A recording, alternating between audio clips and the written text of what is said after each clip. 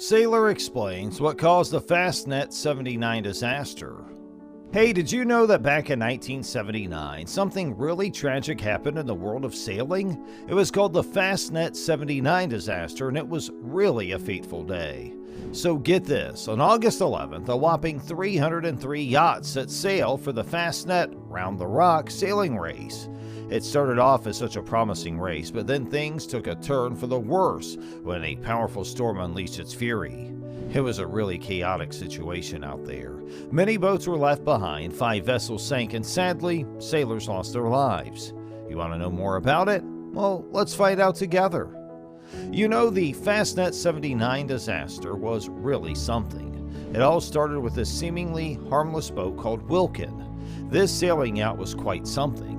It measured 30 feet and weighed half a ton. It had a crew of 6 experienced sailors who knew every little detail about it. With all their experience, they set off on their journey feeling confident and thrilled.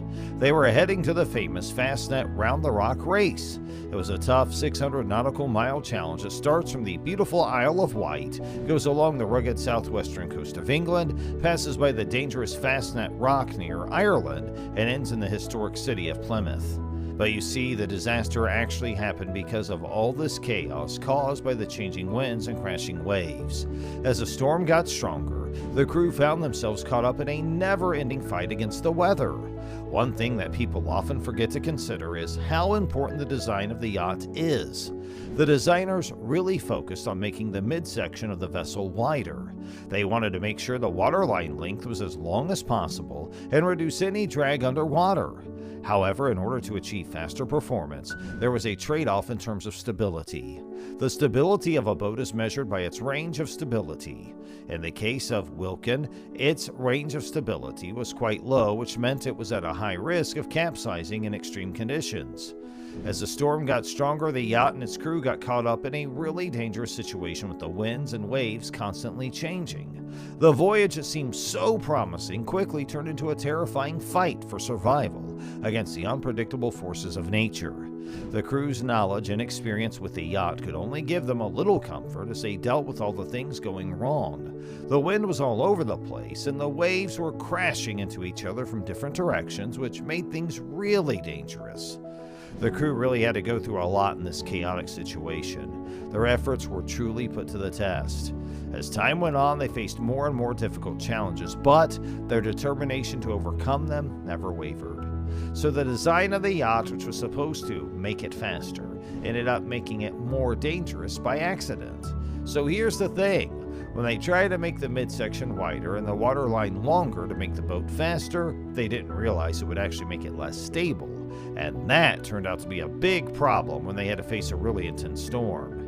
And as we think about the tragic Fastnet 79 disaster, it's a stark reminder of how human ambition and the forces of nature can collide in unexpected ways. You know, the story of the yacht Wilkin is really a sad one. It just goes to show that no matter how experienced the sailors are or how well the boat is built, they can still fall victim to the unpredictable nature of the sea. After this terrible catastrophe, the sailing community went through some big changes. They had to rethink how they design yachts and make sure safety measures were top-notch. During this crazy storm, it was super important to have accurate weather updates. But you know what? The crew's main source was actually the daily shipping forecast, and that totally dropped the ball and didn't accurately predict how bad the storm was going to be. It sounds like Wilkin went through some really intense moments. The wind changed direction, the waves crashed into each other, causing the boat to go through a series of pitch poles. These were pretty scary incidents where the front of the boat went down into a trough of a wave while the back rolled over the front. In the midst of all the chaos and turmoil, the brave crew found themselves in a desperate fight for survival. They were holding onto the boat for dear life, trying to survive the harsh sea and the freezing cold that was sapping their energy. Those waves were really intense. They kept pushing them to their limits, almost making them drown. It must have been a real test of their strength and determination. The yacht's mast, which is supposed to be a symbol of stability, actually snapped during the storm. It's such a grim twist of fate. So get this, because of this crazy catastrophic event, the boat's center of gravity actually got shifted. The ship started to correct itself from the dangerous position it was in. But you know what? Just when things were starting to look up, tragedy came crashing down. It was really tough. The sea was so voracious that it claimed the leader of the crew and even his own son. It's a cruel reminder of how powerful and unpredictable nature can be. The ones who made it through were left dealing with an unsure future, deeply affected by the loss of their friends. The aftermath of this catastrophic event really shook things up in the offshore racing community. It was a turning point that had a huge impact on everyone involved. The impact of that disaster was really intense. It didn't just affect things right after it happened, but it also completely changed the culture of the sport.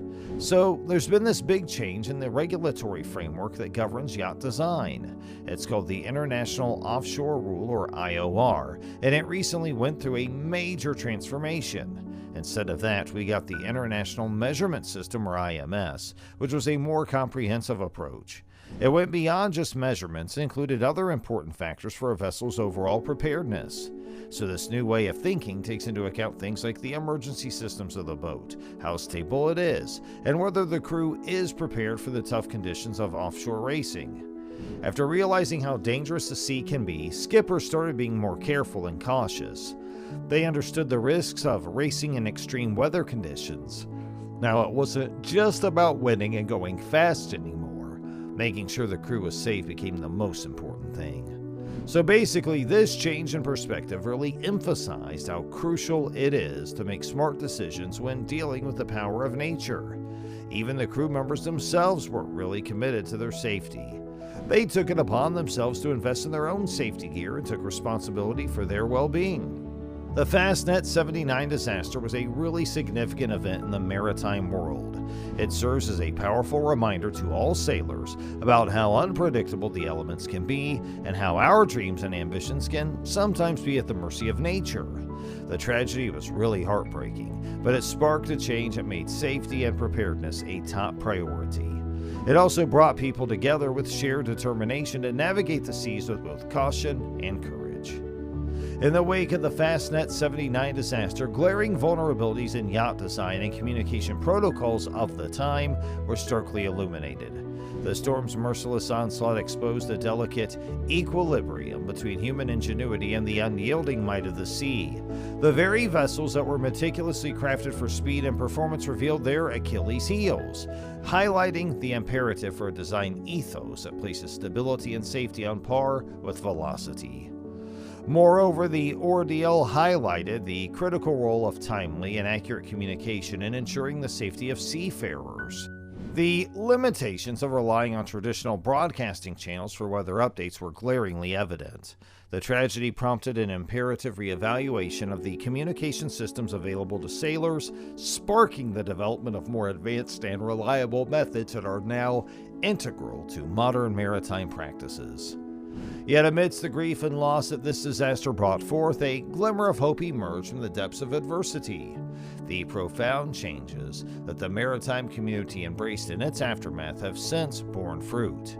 These pivotal shifts have forged a new era in sailing, one marked by a heightened emphasis on safety, preparedness, and a profound respect on the forces that govern the oceans.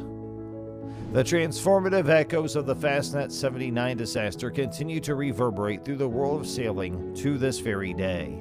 The tragedy ignited a revolution in maritime culture, one that honors the lessons learned from those perilous waters, and one that charts a course that fuses human ambition with a profound understanding of nature's inherent volatility. That's it for today's video. We appreciate you watching us today. Make sure you subscribe and hit the bell icon to stay up to date on more interesting stories.